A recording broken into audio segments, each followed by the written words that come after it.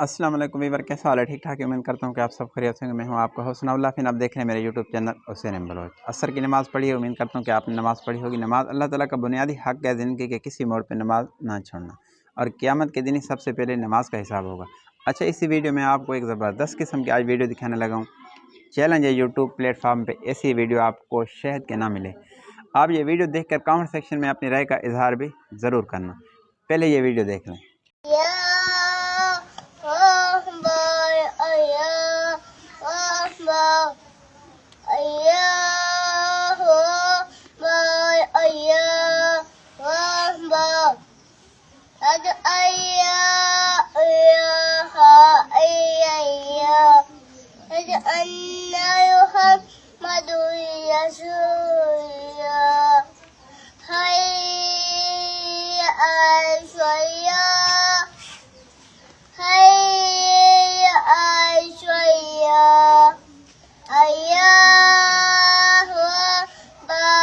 अच्छा, इस बच्चे ने कितनी ज़बरदस्त किस्म दी अज़ान दी, और अल्लाह कितना खुश हुआ होगा, क्योंकि ये अल्लाह से मोहब्बत की निशानी है। अज़ान वैसे एक अजीम नारा है।